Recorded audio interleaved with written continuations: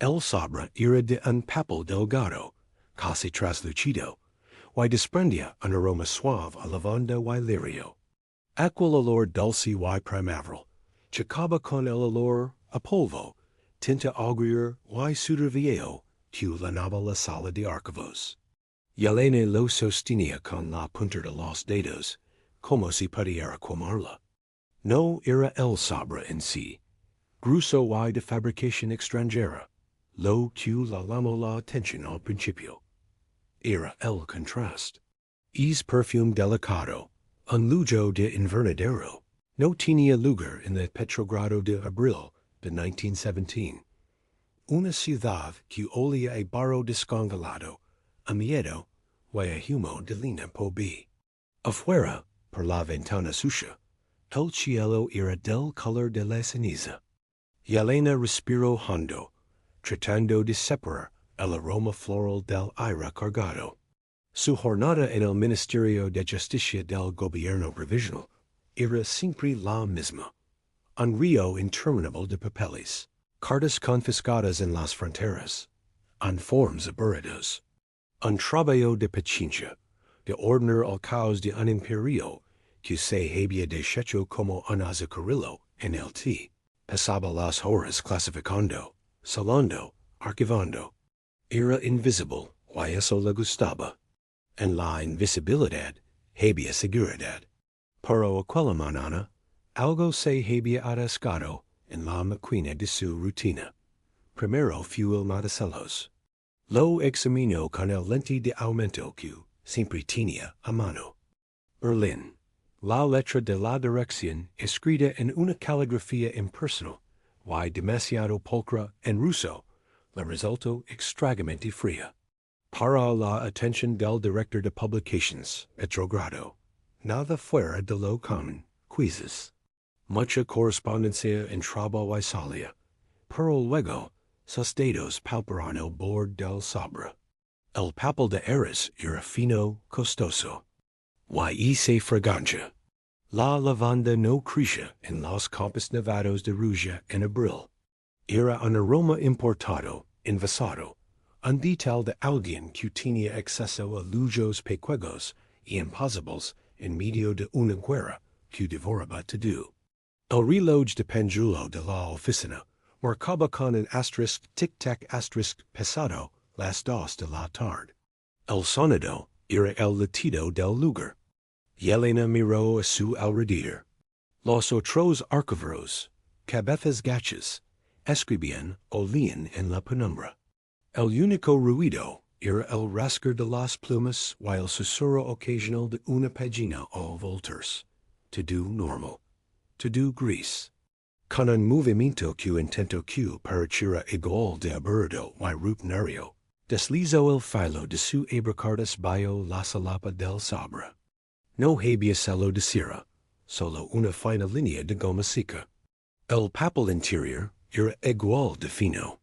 Y entonces sus hoyos encontraron el saludo, y el aire se le escapó de los pulmones. Querido camarada, las condiciones son favorables. Los primeros fondos han cruzado la frontera sueca sin incidentes. Es imperativo que esta línea de financiación ligue intacta en las células en Kronstadt y en el distrito de Viborg. La consistencia es clave. El poder soviético debe fortalecer su hora, mientras el gobierno provisional muestra su debilidad. Utiliza los canales habituales. Instruya esta nota tras su lectura. Firmado, V. Ulyanov. El nombre no estaba escrito por completo, pero no hacía falta. Ulyanov. Vladimir Ulyanov, Lenin. El nombre era un susurro en los pasillos. Un fantasma que el gobierno provisional quería atrapar. El hombre que había cruzado Alemania en un tiarán salado. El hombre cuyos discursos llamaban a derribar justo este gobierno para el que él trabajaba. Aquel papel perfumado no era una carta. Era un cable, un conducto directo, una orden. Yelena notó que sus manos habían empezado a temblar levemente. Los bajos hasta el regazo, Bayo la mesa, y apretó los dados contra la tela espera de su falda. Miró de nuevo el reloj. Las 2:05. El asterisk tic-tac asterisk ahora le sonaba a cuenta regresiva. Su mente, normalmente tranquila y metódica, empezó a trabajar a toda velocidad. ¿Qué hacía ella? ¿Una simple archivera con esto? El protocolo era claro: registrar el documento, anotar la presidencia, entregarlo a su supervisor. Sería un eslabón más en la cadena. Alguien, en algún despacho más arriba, tomaría una decisión. Pero otra parte de ella, una parte que había aprendido a calar durante ecos de servicio, se agitó. Su hermano pequeño, su imagen borrosa pero dolorosa, apareció en su mente. No había vuelto del frente alemán. Solo legó una notificación escueta, y después, el silencio. Alemania. El matacelos del Sabra pareció brillar con una luz siniestra. Fondos desde Alemania. Eran marcos alemanes los que financiarían disturbios en las calles de Petrogrado. El mismo dinero del enemigo que mató a su hermano usaría para sembrar más caos aquí. Era una conexión torpe y emocional, lo sabía. Pero en su pecho, la idea eco races y la quemó. Al mismo tiempo, estaba la otra verdad. El gobierno provisional, con sus discursos interminables y su indecisión, tampoco inspiraba lealtad. Las colas para man eran más largas cada día. Se hablaba de nuevos arrestos y sospechas por todas partes. Tuvo que tomar una decisión, ahora, antes de que alguien notara que se había detenido demasiado tiempo en este mismo documento.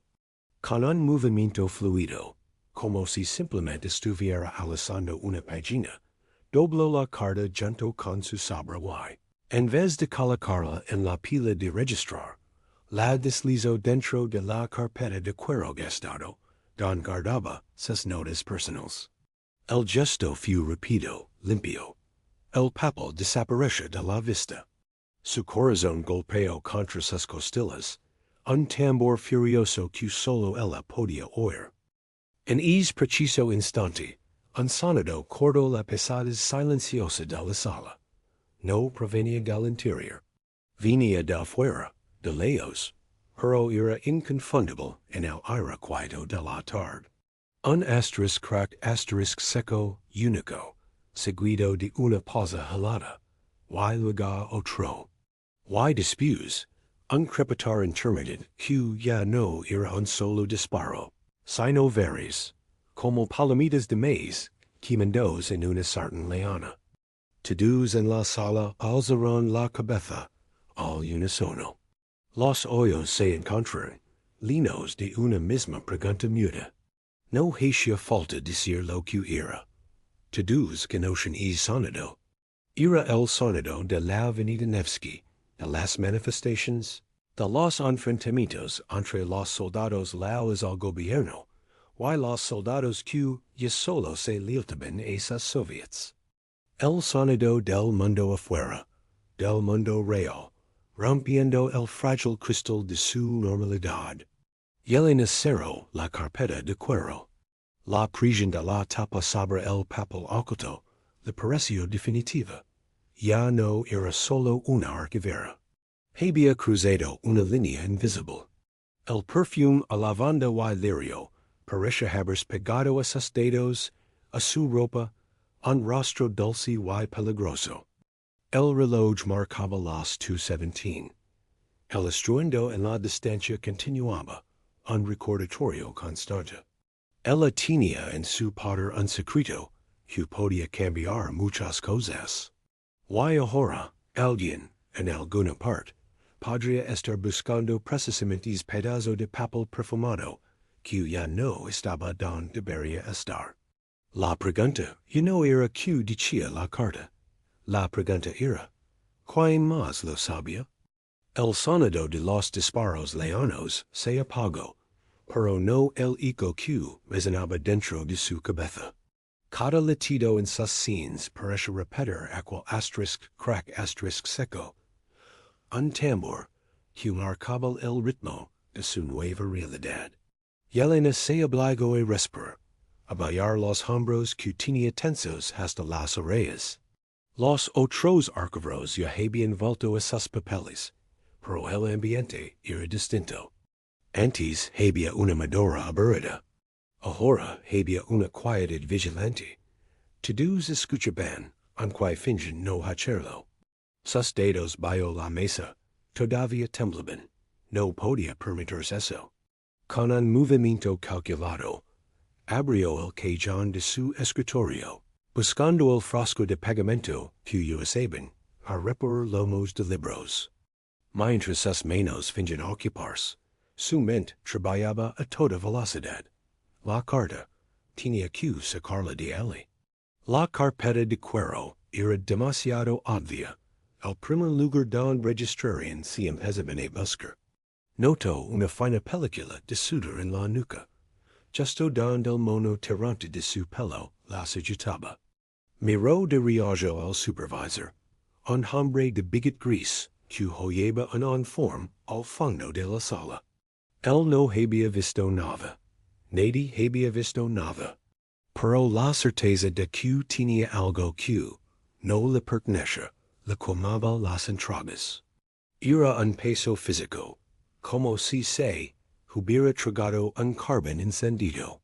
Pensó en su hermano otra vez, en su sonrisa torcida, while el carbón ardía con más fuerza. Alemania, fondos, Lenin, las palabras giraban como torbellino. La rutina era su cobertura. Se levantó, con la carpeta bajo el brazo, como hacía siempre que iba al archivo de referencia. Caminó por el pasillo entre los escritorios, cinchando cada pisada como un anuncio. La luz de las lámparas de gas parpadeaba, proyectando sombras movedizas. Al pasar frente a una ventana alta, vio el reflejo pálido de su propio rostro. Una mujer ordinaria, con ropas ordinarias, los ojos un poco más abiertos de lo normal. El archivo de referencia era una habitación estrella, fría, llena de estanterías metálicas que llegaban al techo. Aquí estaba más sola. Apoyó la carpeta sobre una mesa de consulta, y por fin abrió la cremallera. El sobre blanco parecía brillar en la penumbra. Tenía que memorizar los detalles, cada palabra, cada coma. Sacó el pequeño lápiz que llevaba siempre en el bolsillo del delantal. No podía llevarse la carta original, era demasiado peligroso. Pero necesitaba una copia. Entonces se le ocurrió algo. Se arremangó la manga derecha del blusón, dejando al descubierto la piel de su antebrazo interno, pálida, y con algunas venas azuladas. Sin duda, comenzó a escribir. No todo el texto, solo lo esencial, en una letra pequeña y apretada que le picaba en la piel. Asterisk fondos cruzado frontera sueca. Células Kronstadt, Viborg, urgent, Poder soviético, Ulyanov. Asterisk el grafito se incrustaba en su piel, dando marcas grises. Era acto íntimo, y extremadamente violento. La información ya no estaba solo en un papel. Ahora estaba en ella, escrita en su propio cuerpo. Mientras escribía, escuchó pasos acercándose por el pasillo. Unas pesadas firmes, no los arrastrados zapatos de los archiveros. Se arremangó la manga de un tirón, cubriendo la evidencia fresca. El corazón se le subió a la garganta. La puerta del archivo se abrió. No era su supervisor. Era un hombre que no reconoció. Alto, con un abrigo marrón largo, demasiado abrigado para el clima dentro del edificio. Llevaba guantes de lana de un color beige desvelo. Su mirada recorrió la estancia lentamente, sin prisa, y finalmente se posó en ella. Disculpe, dijo el hombre. Su voz era neutra, sin acento marcado. Busco el registro de confiscaciones de la semana pasada. Los de la aduana finlandesa. Yelena hizo un gesto vago, hacia una estantería. El expediente frontera norte, estante 3, creo. Su propia voz le sonó extraña, como si saliera de lejos. El hombre asintió, pero no se movió de inmediato. Sus ojos, de un color gris claro, parecen examinarla, no el lugar. Usted trabaja en la sala principal, ¿verdad? Con la correspondencia de esta mañana. Sí, contestó ella, y noto como la punta de sus dedos se enfriaba. Interesante, murmuró él, mas para sí mismo. Finalmente se dirigió a la estantería, pero su espalda ancha y el abrigo marrón parecen llenar todo el espacio de la pequeña habitación. Yelena cerró la carpeta de cuero, el sobre y adentro. El sonido del cierre de metal le pareció estruendoso. El hombre hojeó un par de carpetas, sin mucho interés. Luego, de repente, habló de nuevo sin volverse. A veces se pierden cosas en el papeleo. Cosas importantes. Es fácil que un documento. Se desví. Ella no respondió. Contuvo la respiración. Él por fin se dio la vuelta, y en sus manos no llevaba ninguna carpeta. Un consejo, colega, dio, y por primera vez hubo algo en su tono, una sombra de intensidad. En tiempos como estos, lo más seguro es seguir el procedimiento al pie de la letra. Exactamente, nada de iniciativas personales. Sus ojos bajaron hasta la carpeta de cuero sobre la mesa, solo por una fracción de segundo, y luego volvieron a su rostro. Él ordenó salva del caos, y con eso salió. Sus pasos se alejaron por el pasillo. Yelena dejó escapar el aire que tenía atrapado en los pulmones. Sus rodillas se dieron un poco, y se apoyó contra la mesa. Las palabras del hombre resonaban. Se desví. Iniciativas personales. ¿Era una advertencia general? ¿O sabía algo? Los guantes de lana le llamaron la atención. Dentro del ministerio, con las estufas encendidas, nadie llevaba guantes. Tenía que actuar. Ya, no podía volver a su escritorio con la carta. Miró a su alrededor, desesperada. Su mirada cayó sobre una pila de expedientes viejos y polvorientos, marcados para su destrucción. Eran principalmente copias duplicadas, borradores inservibles. Con un movimiento rápido, secó el sobre perfumado de la carpeta. Lo contempló un instante. Aquel papel inocente que olía a primavera, y contenía instrucciones para avivar un incendio. Luego, lo deslizó entre dos cruzos uniformes sobre producción de trigo de 1912. Nadie buscaría allí. Era un escondite temporal, pero era lo mejor que tenía. Salió del archivo de referencia, llevando solo su carpeta de cuero vieja. Al pasar por la puerta de salida al patio interior, una ráfaga de aire frío le golpeó el rostro. Hacía más frío de lo que había pensado. Y entonces lo vio. El hombre del abrigo marrón estaba allí, en el patio, de pie y quieto como un post. No estaba haciendo nada. No fumaba, no leía, no hablaba con nadie. Simplemente miraba. Pero no miraba el cielo ni los muros. Miraba fijamente la puerta principal del ala oeste del ministerio. La puerta por donde los archiveros entraban y salían. Su actitud no era la de alguien que espera un colega. Era la actitud de un centinela. Una comprensión helada se extendió por el cuerpo de Yelena.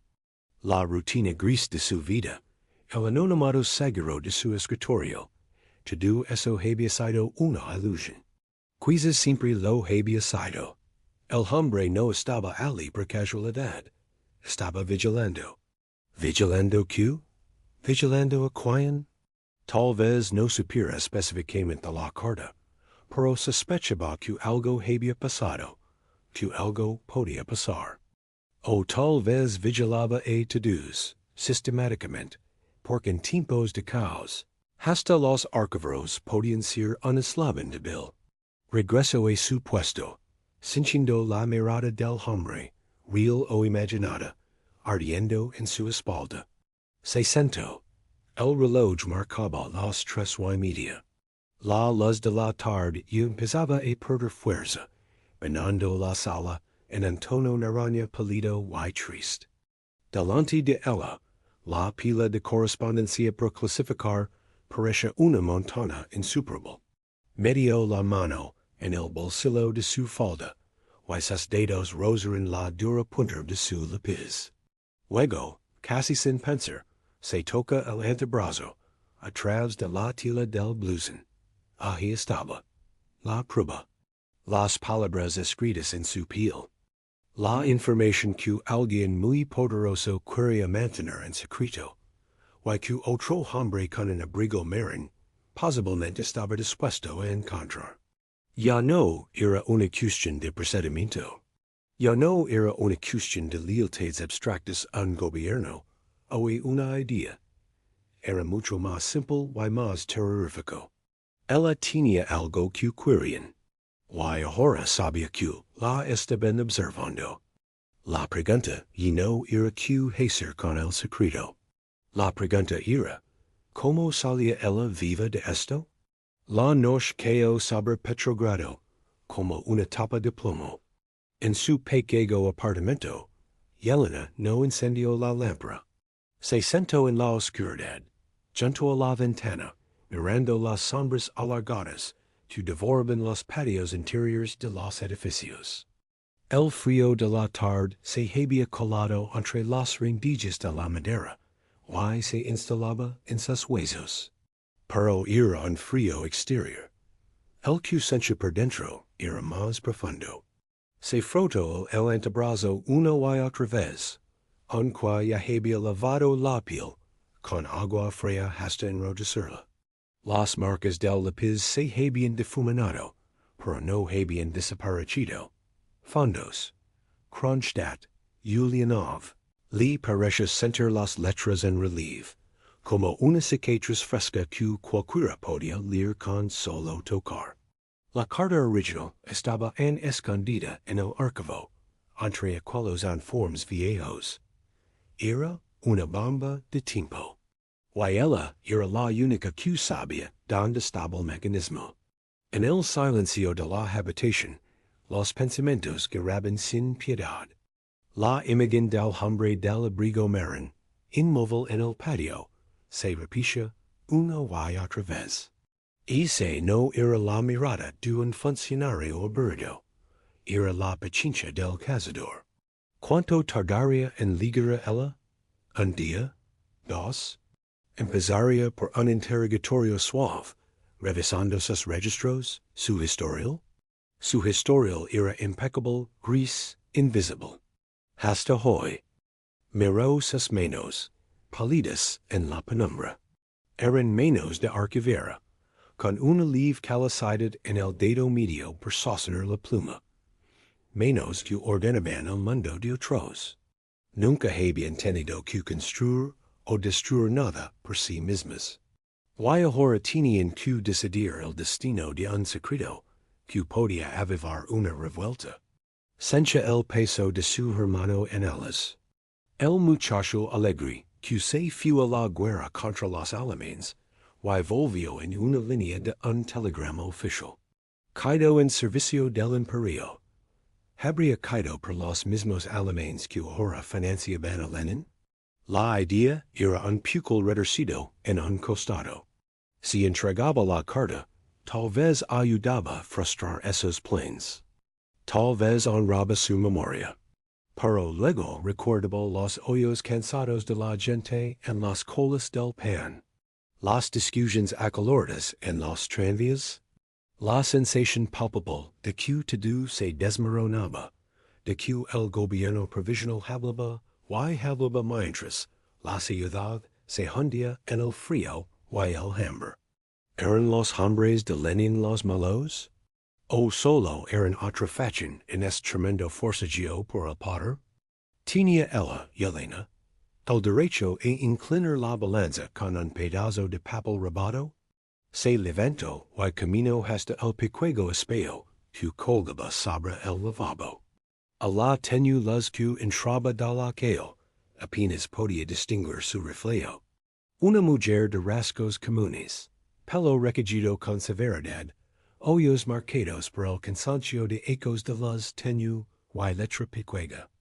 Buscó en su rostro un signo de la heroína, de la traidora, de la persona decisiva que tenía que ser.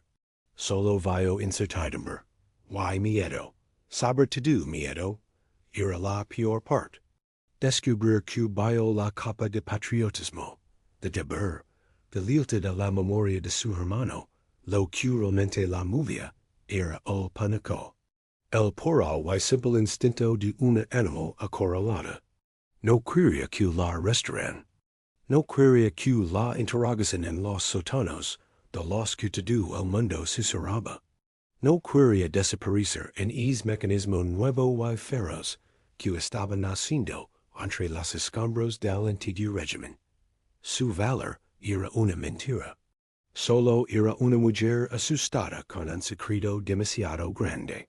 De repente, un ruido la hizo sobresaltar. No era de la calle. Era un suave raspado, como de papel deslizándose, que venía desde abajo, desde la puerta de su apartamento. El corazón se le detuvo. Se quedó inmóvil, conteniendo la respiración, escuchando. Solo el latido salvage en sus oídos. Pasaron 10 segundos. 20. No había pasos en la escalera. Con una cautela extrema, se acercó a la puerta. No había correo a esas horas. Nadie visitaba.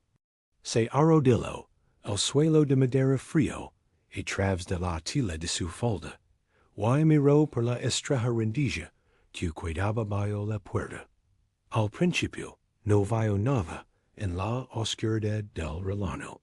Luego, un pequeño rectángulo pálido en el suelo llamó su atención. Una nota.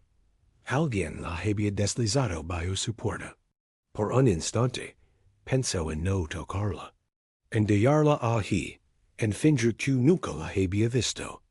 Pero la curiosidad era más fuerte que el miedo. Alargó la mano, cogió el papel y retrocedió rápidamente hacia el centro de la habitación. Lo desdobló con dedos que no obedecían del todo. La letra era anónima, escrita con prisa, con una tinta azul desveda. Solo decía una frase. El hombre del abrigo marrón pregunta por el olor a lavanda. El mundo se detuvo. El aire se espesó hasta resultar irrespirable. La nota cayó de sus dedos y flotó hasta el suelo. Aquellas once palabras lo cambiaban todo. No era una sospecha. Era un hecho. El hombre sabía. Sabía del sabor. Sabía del perfume. ¿Y estaba haciendo preguntas? ¿Quién había escrito la nota?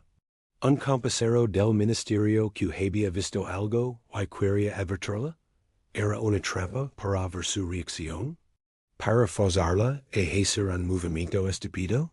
El pánico que había identificado antes en el espejo se apoderó de ella por completo. Le recorrió el cuerpo en un temblor incontrolable.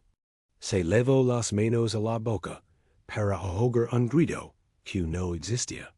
Se dejó caer en una silla, la espalda contra la pared fría. Miró la nota en el suelo. Era la prueba de que estaba dentro del juego, quería o no. El hombre del abrigo marrón no se iría. La encontraría. Y cuando lo hiciera, no habría presentimiento que la salvara. Habría preguntas en una habitación sin ventanas. Habría consecuencias. Tenía que elegir. Y ambas opciones la aterraban. Opción 1.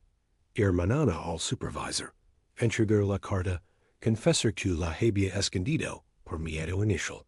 Podría alegar confusion, el shock de los disparos. Quizzes, solo quizzes, con su historial impeccable, recibiría una reprimenda, una suspension. Pero el hombre del abrigo marrón seguiría ahí. Y él sabría que ella había tenido la iniciativa de esconderla. Eso no le gustaría. Eso lo haría verla como un risco, alguien impredecible. Los riscos, en tiempos así, se neutralizan. Option 2. Sacar la carta del ministerio. Pasársela a alguien. ¿A quién? No conoce a nadie de los círculos revolucionarios. Solo podía pensar que un hombre, un viejo profesor menchevique, que a veces iba a la biblioteca anexa al ministerio. Un hombre de ideas firmes, de ojos tristes, que una vez le habló de la justicia, con una convicción que a ella le pareció de otro tiempo. Encontrarlo sería un riesgo enorme.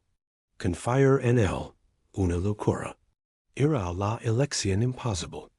La seguridad traicionera del Estado que se resquebrajaba, o la peligrosa incertidumbre de la que hervía. Ambas podían destruirla. En la profunda oscuridad de su apartamento, rodeada por el frío y el silencio, Yelena miró una vez más sus manos. Ya no buscaba heroísmo, solo buscaba una manera de sobrevivir. Y entonces, en ese momento de pura claridad desesperada, se dio cuenta de algo que la dejó en más helada que el miedo. Se dio cuenta de que su patriotismo y sentimiento abstracto, por el que su hermano había muerto, y por el que ella había trabajado todos esos ecos, era una mentira, no existía. Lo que existía era el miedo a la violencia, el apego a la rutina, el instinto de proteger su piel. El papel perfumado, a lavanda, no era un símbolo de nada grande. Era solo un objeto que podía llevarla a la ruina. Y todas las banderas, todos los discursos, todos los por la patria, se desvanecieron, dando solo a una mujer adorada, con marcas de lápiz en el brazo y un enemigo que preguntaba por un olor a flores. La nota blanca seguía en el suelo, brillando débilmente. Era su sentencia, o su salvavidas, y él no sabía cuál de las dos. El reloj de la iglesia cercana dio las 12 campanadas lentas pesadas. La medianoche, un nuevo día. Un día en el que tendría que moverse. La gran pregunta ya no era que era lo correcto. La pregunta, la única que importaba ahora, era brutalmente simple. ¿Y quién iba a entregar primero? La claridad que trae el pánico es extraña.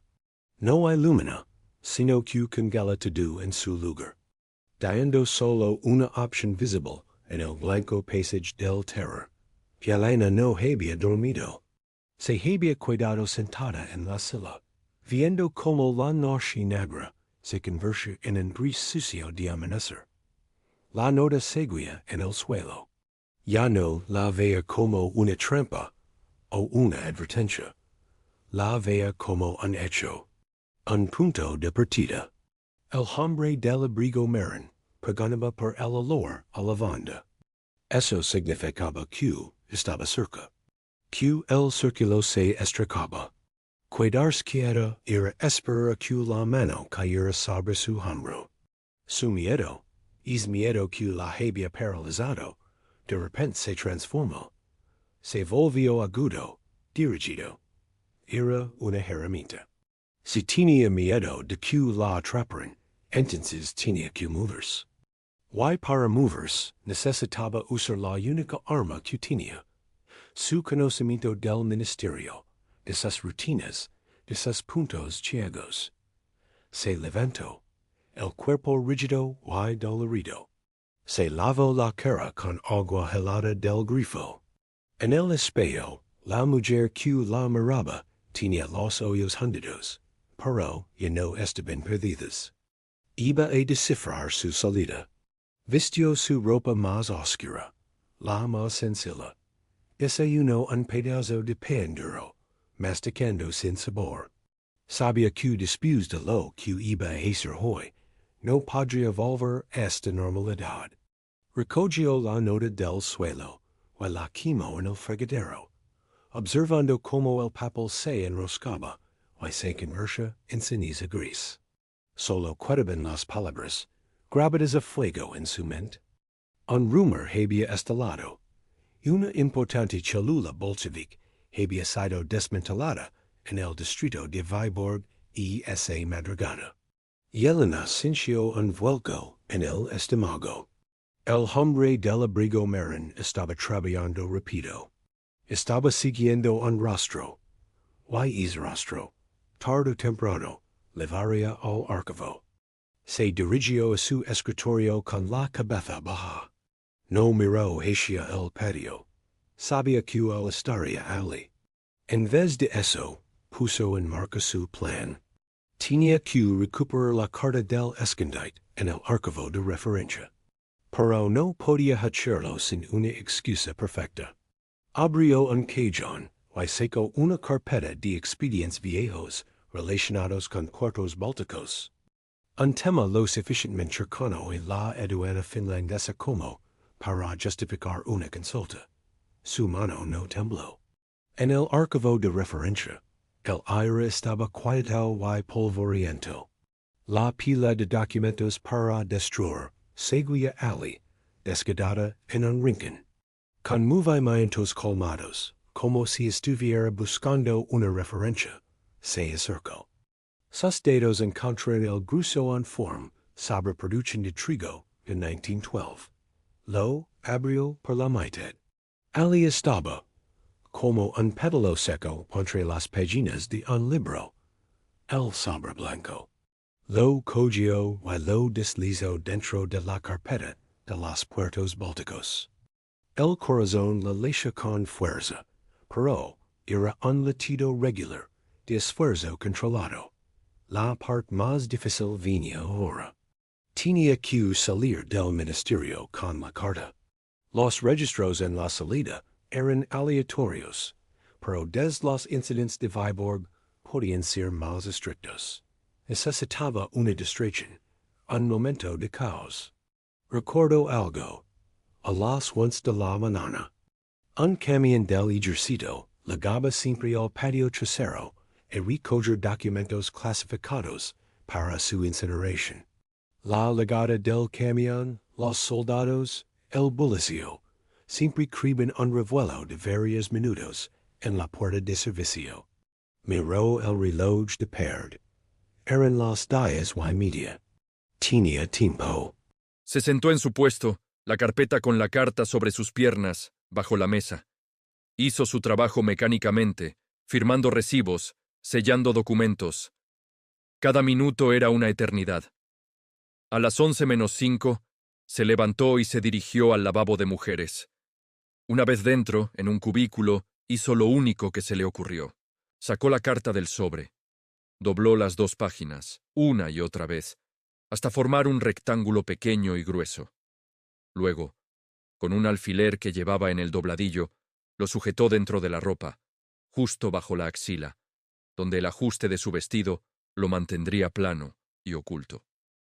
El sobre vacío lo rompió en pedazos diminutos y lo tiró a la taza, tirando de la cadena después. El sonido del agua arrastrando los restos de papel perfumado fue el sonido de quemar un puente. A las 11 en punto, como un reloj, el estruendo del camión militar resonó en el patio. Se oyeron voces, órdenes, el portón de hierro chirriando. El momento había llegado. Caminó por el pasillo principal hacia la salida de servicio. La carpeta de los puertos bálticos bajo el brazo, ahora solo con documentos inocentes. En la puerta, un guardia joven, con el rostro aburrido, hablaba con otro, mirando hacia el patio donde estaba el camión. Ese era su instante. Pasó junto a ellos, con un ligero asentimiento, mezclándose con el flujo de 2 oficinistas que salían a fumar. Nadie la detuvo. Nadie la miró. Salió al callejón lateral y el aire frío de la calle le golpeó el rostro. No era libertad, era solo el escenario siguiente. Caminó sin prisa, pero con dirección. No iba a su casa, iba a la estación de Finlandia. Era un lugar inmenso, lleno de gente de todos los bandos, soldados que desertaban, familias que huían, agitadores que repartían panfletos. Un lugar donde una mujer con un vestido oscuro podía desaparecer en la multitud.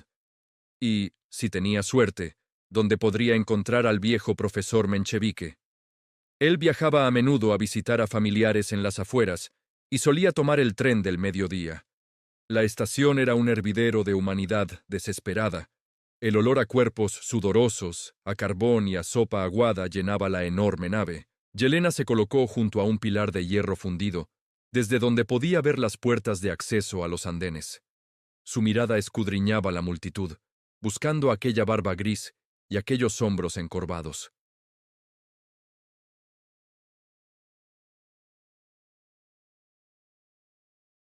Una masa de gente comenzó a empujar hacia el andén, y entonces lo vio. Allí estaba, con un abrigo raído y un maletín de cuero gastado, hablando con un joven soldado que no llevaba insignias en el uniforme. El profesor tomó aire y se abrió paso entre la gente. Cuando estuvo a un par de metros de él, el profesor la miró. Hubo un destello de reconocimiento en sus ojos cansados, seguido de inmediato de cautela.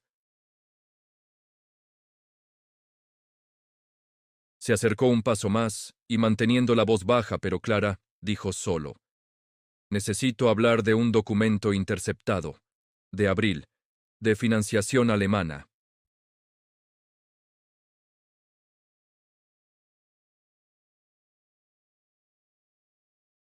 Luego, con un gesto leve de la cabeza, indicó que le siguiera. Se alejaron de la corriente principal, hacia un nicho más oscuro, junto a una oficina de carga cerrada.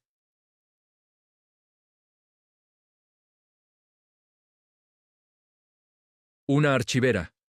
Tengo lo que buscan, lo que el hombre del abrigo marrón busca». Las palabras le salían solas, directas. Ya no había lugar para los rodeos. Porque una vez dijo que la justicia no puede construirse sobre cimientos podridos.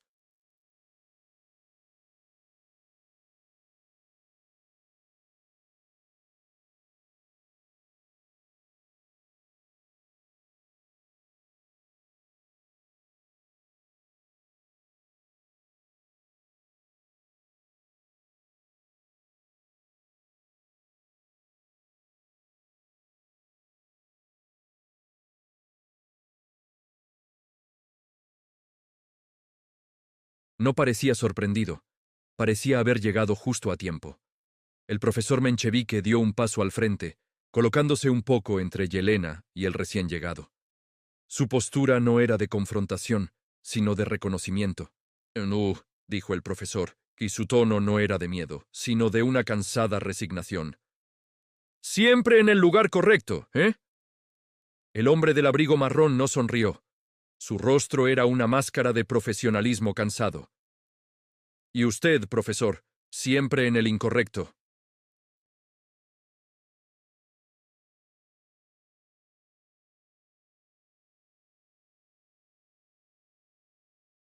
Finalmente, habló, y sus palabras no fueron lo que Yelena esperaba.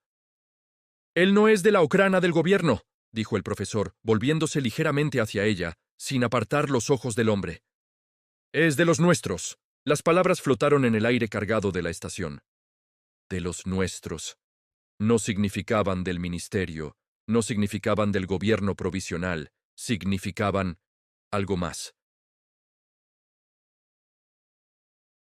El hombre del abrigo marrón asintió, un movimiento casi imperceptible.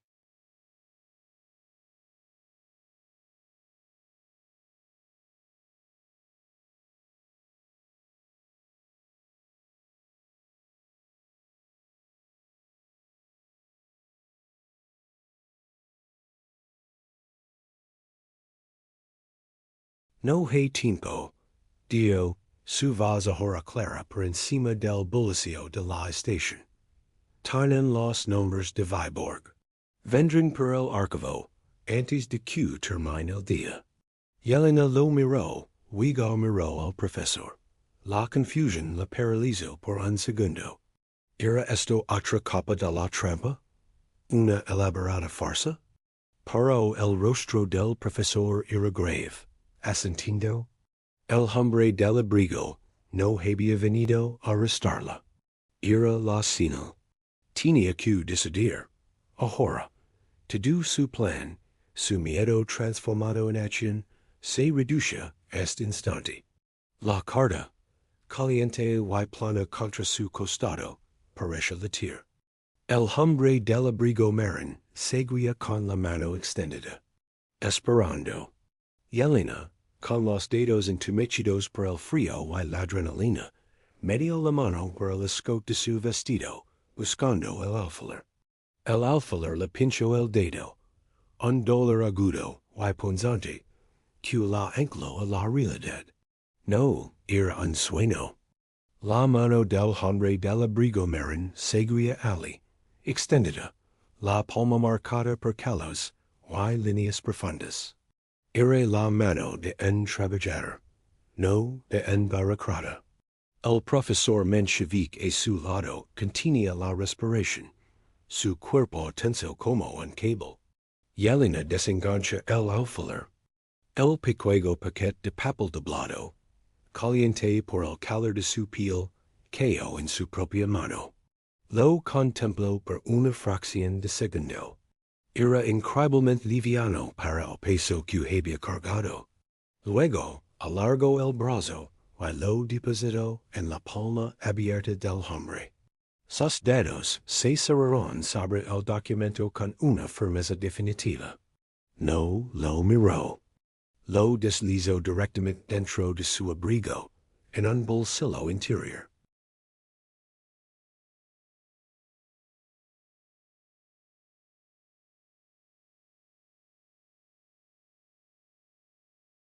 El tiarán de las 12:20 terajoki, Deo, su voz ahora era un susurro que apenas se oía sobre el bullicio de la estación. No mayor atrás. Pregunt por la casa del carpintero, junto al viejo roble. Dígales que Piotr le envía. Piotr.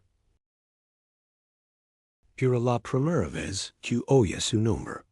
No significaba nada para ella, pero era una contraseña, un hilo al que aferrarse. ¿Why usted? Preguntó Yelena, su voz ronca. Yo tengo que asegurarme de que el rostro se enfríe, respondió él. Su mirada se desvió, hacia el profesor. ¿Why usted, profesor, debería estar en este también? Su nombre está con otra lista ahora. El anciano asintió, su rostro demacrado de pronto parece más viejo, pero más tranquilo. Lo sé. No hubo más palabras, no hubo agradecimientos.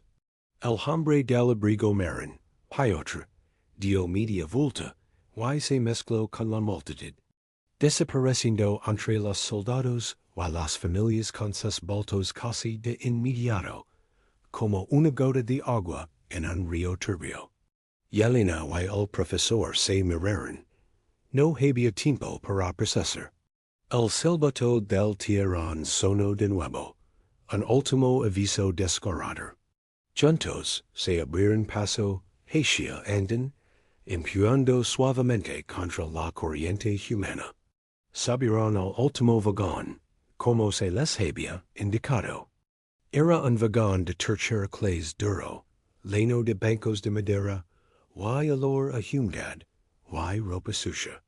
Se sentaron cerca de la puerta, no juntos, sino con un espacio de separación. Dos extranjeros en viaje. Yelena miró por la ventana sucia.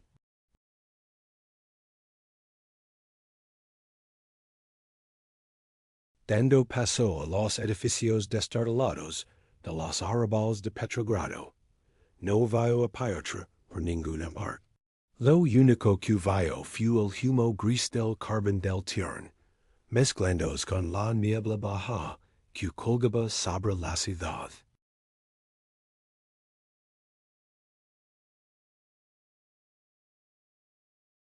Había soltado el papel. Ya no lo lavaba encima.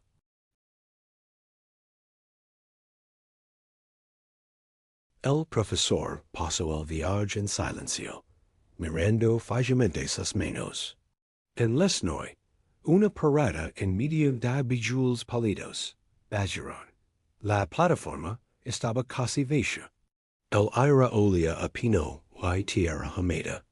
Siguiendo las instrucciones, encontrar el camino rural que levaba al pueblo, y junto a un roble enorme y nodoso.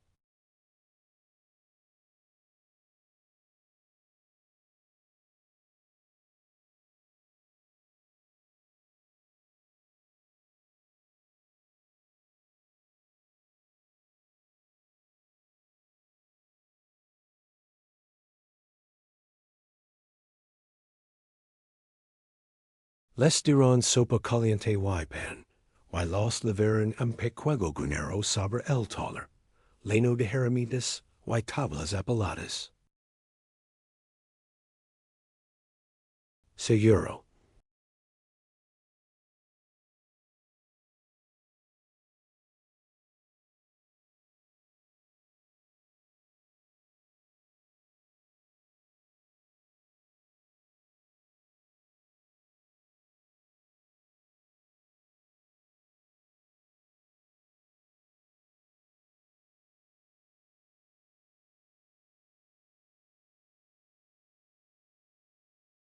La mirada del profesor.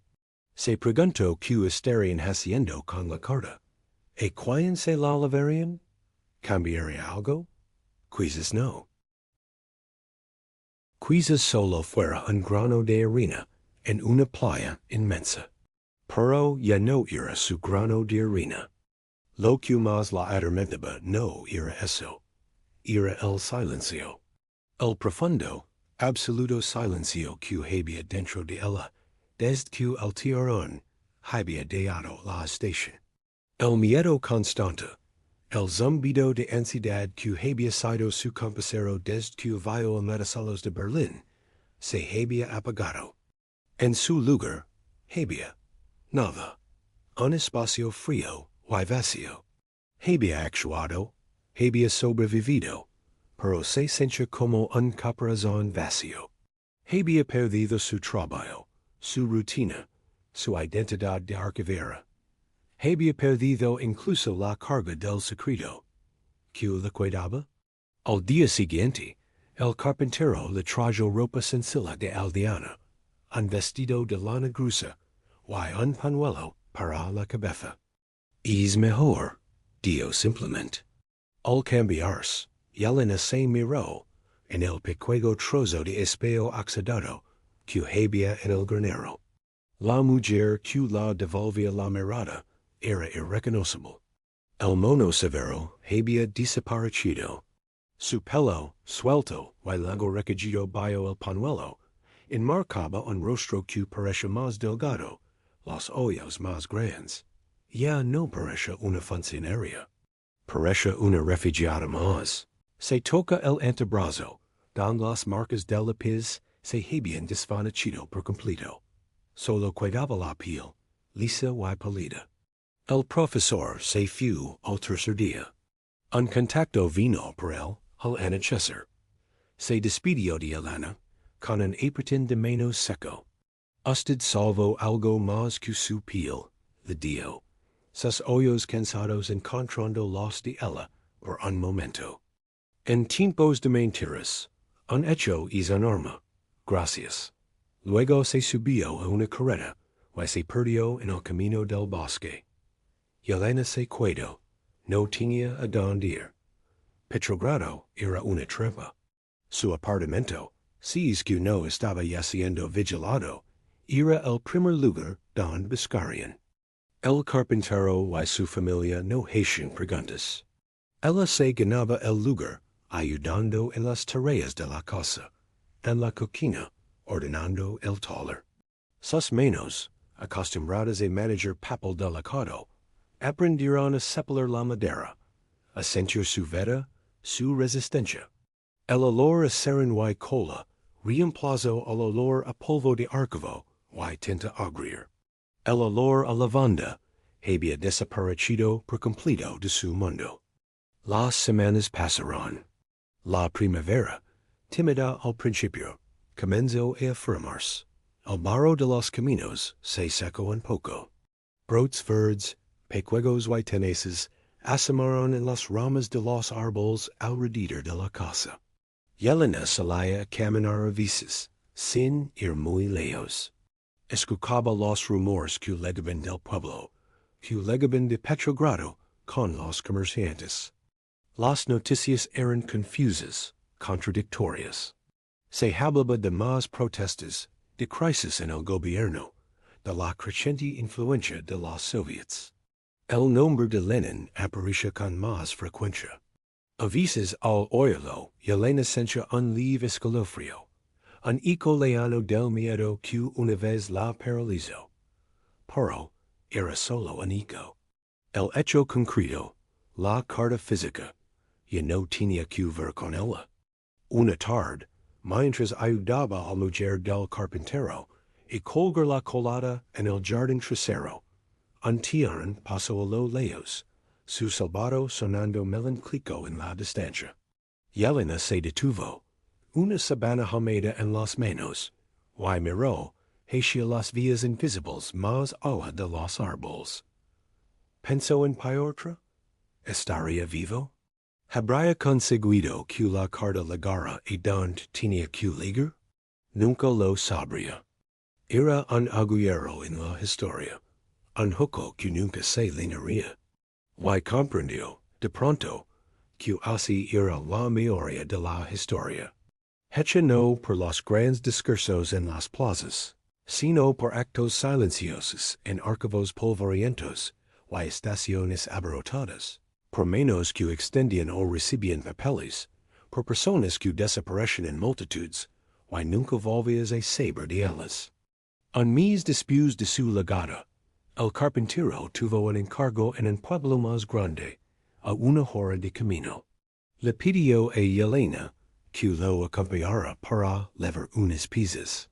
Al llegar, mientras el carpintero negociaba, Yelena se quedó cerca de la plaza del mercado. Allí, clavado en la pared de la oficina de correos, vio un cartel nuevo, fresco. Era una proclama del gobierno provisional, descolorida ya por la humedad en los bordes. Hablaba de unidad, de orden, de vencer a los enemigos de la democracia. La letra era oficial, impersonal. Pero al pie, en una esquina, alguien había garabatido con carbón una frase: "To do el poder a los soviets". Yelena miró esas palabras. No sintió rabia, ni miedo, ni esperanza. Solo constató un hecho. La María que esa carta perfumada había intentado medir y dirigir, seguía su curso. Con o sin ella. Ella había sido un canal, por un instante, y ahora había pasado a otra parte. Al regresar a la casa del carpintero, tomó una decisión. No podía quedarse allí para siempre, siendo una carga, un fantasma. Al día siguiente, se lo dio al carpintero y a su mujer. Ellos asintieron, comprensivos. Le dieron un poco de comida para el camino, unas monedas que ella se resistió a aceptar, pero al final guardó. Y unas direcciones de personas en una ciudad más al norte, personas discretas, que podrían necesitar ayuda, y no harían preguntas. La mañana de su partida amaneció clara. Yelena empaquetó sus escasas pertenencias en un pequeño fardo, la ropa de aldeana, la manta, las monedas. Se puso el vestido grueso, y se anudó el pañuelo en la cabeza. Antes de irse, pasó por el taller. El carpintero estaba chapelando una tabla larga. El movimiento de sus brazos era rítmico y seguro. El olor a madera fresca llenaba el aire. Ella se acercó a un banco de trabajo, donde había una pila de papeles de lía, de distintos grosores. Al lado, un lápiz de carpintero, grueso y cuadrado, usado para marcar medidas. Sin pensar mucho, cogió el lápiz. No escribió nada. Solo lo sostuvo en su mano, sintiendo su peso, su textura áspera. Era un objeto totalmente distinto al lápiz fino y preciso que había usado durante años en el ministerio. Este era para marcar madera, para guiar un corte, para dar una línea, que luego se transformaría en algo tangible. Lo dejó sobre el banco otra vez. Gracias, le dio al carpintero. El dejó de separar y la miró. Cuídese, dio, y fue to do. Yelena salió a la carretera. El sol de la mañana, en bayo, proyectaba largas sombras. Empezó a caminar hacia el norte, sin prisa. No miraba atrás. El camino era de tierra, flanqueado por árboles. Con cada paso, sentía el peso de las semanas pasadas, pero también una ligereza nueva, extraña. Ya no llevaba un secreto de estado escondido. Solo llevaba su cuerpo cansado, su ropa húmeda, y la memoria de unos días que habían cambiado todo sin cambiar aparentemente nada en el mundo. Caminó durante horas. Al mediodía, se sentó junto a un arroyo a comer un pedazo de pan. Se quitó los zapatos y metió los pies en el agua helada. El frío le mordió la piel, un dolor agudo y vivo. Lo sintió. Realmente lo sintió. No era una metáfora. Era solo frío. Y el sol en su rostro era solo calor. Y el pan en su boca era solo pan. Al atardecer, llegó a una encrucijada. Un post indicador, viejo y carcomido, señalaba direcciones. Uno de los brazos decía, con letras apenas legibles, Petrogrado to 60 kilómetros. Se detuvo y miró en esa dirección. Desde allí, solo se veía el camino que se perdía entre los árboles. No sintió nostalgia. No sintió miedo. La ciudad era un lugar que ya no existía para ella. Era el lugar de la mujer del mono tirante, de la archivera que cría en el procedimiento, de la hermana de un soldado caído.